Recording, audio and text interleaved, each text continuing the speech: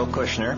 I became involved in the Massey Tunnel as I arrived in Ladner in 1949, and I was squiring daughter Doreen at the time, and I can remember folding letters, about 500 of them, for the Lower Fraser River Crossing Improvement Association.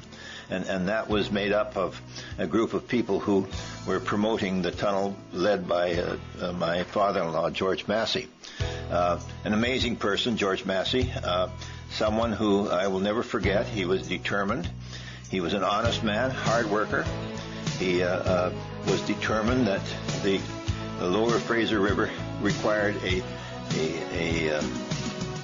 crossing, and that the most efficient means of crossing was a tunnel under the river, because of the sides of the Fraser River was flat, and to put a bridge over it so that freighters could go under it would be actually the cost of 3 tunnels, 2 approaches and the height over the middle.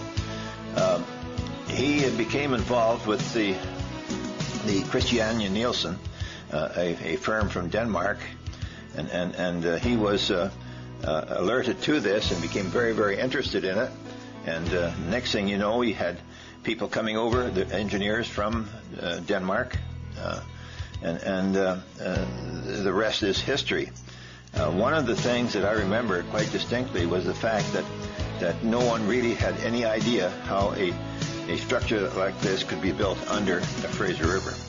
And it was new technology, and as a result, my father-in-law was sort of an outcast in the sense that this wasn't a possible procedure. But being an Irishman, he insisted, and he did a lot of research.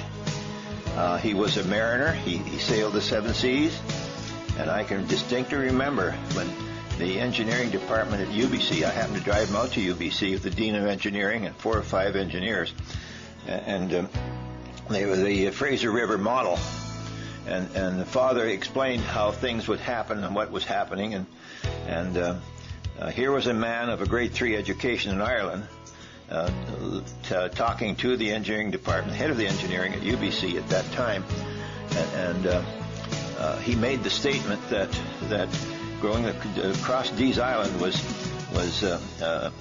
3 miles shorter from the center of Vancouver to the border than it would be if you went across Annacis Island and further east.